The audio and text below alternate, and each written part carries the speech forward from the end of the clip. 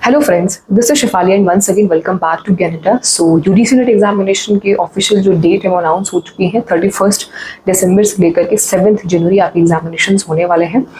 ये इंडिया का सबसे बड़ा हायर एजुकेशन का एग्जामिनेशन है और इस एग्जामिनेशन को अगर एक बार आपने शिद्दत से पढ़ के क्वालिफाई कर लिया तो आप सभी ना सिर्फ असिस्टेंट प्रोफेसर बनने के लिए यानी कि सहायक प्रशिक्षक बनने के लिए, सहायक शिक्षक बनने के लिए एलिजिबल हो जाते हैं, बल्कि पीएचडी भी करने के लिए एलिजिबल हो जाते हैं। प्लस आपके लिए बहुत सारे गवर्नमेंट अपॉर्चुनिटीज़, गवर्नमेंट एवेन्यूज़ अभी ओपन हो जाते हैं। मैं आपको बताते चलूँ कि बहुत सारी पब्लिक सेक्टर अंडरटेकिंग जिसमें कि IOC जैसे हम बोलते हैं, इंडियन ऑयल कॉरपोरेशन लिमिटेड, भेल है, भारत हेवी इलेक्ट्रॉनिक लिमिटेड, उसके साथ में कोल इंडिया लिमिटेड है, बहुत सारे महारत्न कंपनीज़ हैं जो कि आपके नेट के स्कोर के बेसिस पे आपका सिलेक्शन करती हैं। उसमें बहुत सारे अलग अलग पोस्ट के लिए वैकेंसीज निकलती हैं जिसमें मैनेजमेंट भी होता है, ह्यूमन रिसोर्स मैनेजमेंट भी होते हैं, फाइनेंशियल एनालिस्ट भी होते हैं, इकोनॉमिस्ट की भी पोस्ट निकलती हैं। तो जो स्टूडेंट जिनका स्पेसिफिकली कॉमर्स है, मैनेजमेंट है, या ह्यूमन रिसोर्स मैनेजमेंट है, या ऑपरेशंस मैनेजमेंट है, या एडमिनिस्ट्रेटिव अगर आपका सब्जेक्ट है, तो आप सभी के लिए ना सिर्फ असिस्टेंट प्रोफेसर की वैकेंसीज आउट होती हैं, बल्कि आप लोगों के लिए एडमिनिस्ट्रेटिव पोस्ट और पब्लिक सेक्टर जो अंडरटेकिंग्स है उसमें भी आप लोगों के लिए ओपनिंग्स होती हैं। और मेरे माध्यम से, इस चैनल के माध्यम से, कैनेडा के माध्यम से आप सभी को समय समय पर सूचित भी किया जाता है कि कहाँ कहाँ पे ओपनिंग्स हैं, आप कैसे कैसे अप्लाई कर सकते हैं। आप में से बहुत सारे ऐसे स्टूडेंट्स हैं जिन्होंने अभी तक फॉर्म फिल नहीं किया है यूडीसी नेट का, तो मेरा रिक्वेस्ट है कि आप लोग लास्ट मोमेंट के लिए प्लीज़ वेट मत करिए। ऑलरेडी आज 4 नवंबर है, आपके पास में सिर्फ 2-3 दिन का वक्त है।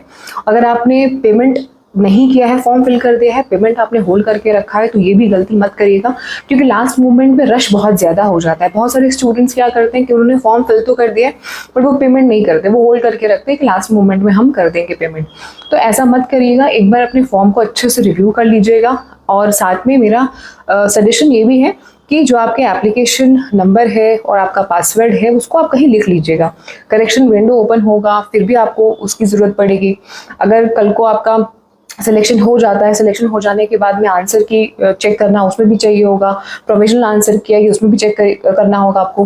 तो हर जगह आपका जो एक एप्लीकेशन नंबर है और जो आपका पासवर्ड है, DOB है, ये सब हर वक्त, हर बार, हर जगह मांगता है।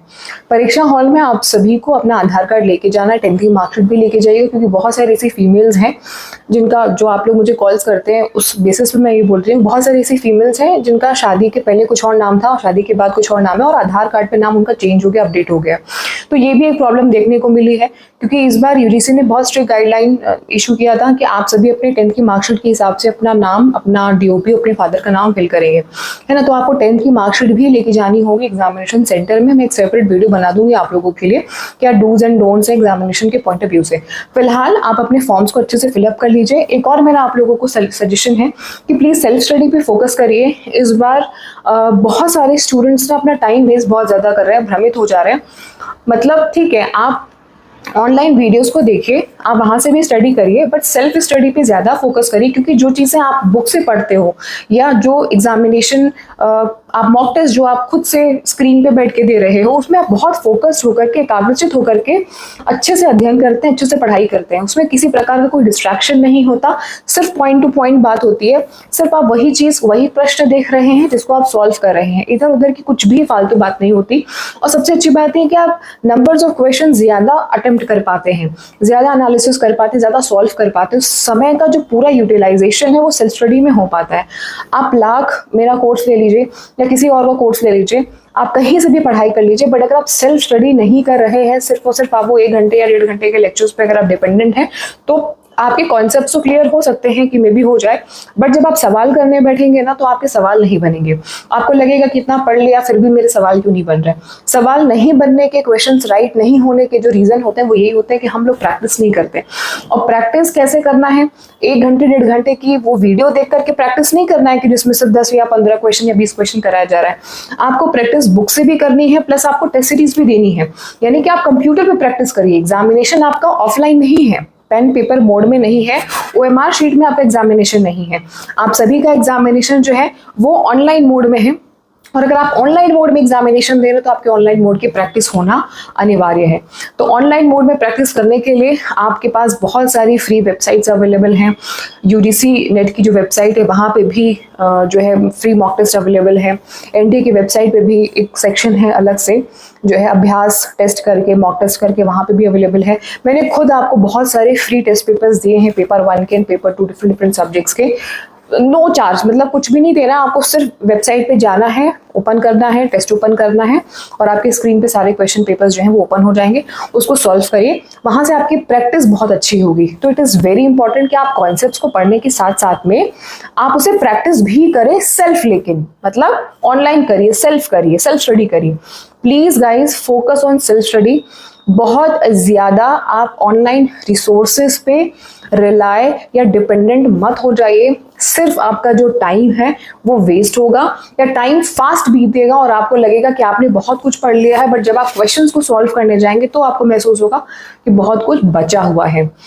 तो अच्छे से अपना खुद का ब्रेन यूज करिए, खुद का माइंड यूज करिए। ये यूपीएससी का एग्जामिनेशन नहीं है, बहुत डिफिकल्ट नहीं होता, बट स्टिल सही स्ट्रैटेजी के साथ अगर आप इस एग्जामिनेशन में अप्रोच रखेंगे तो आपका ये एग्जामिनेशन एक बार में ही क्लियर हो जाएगा।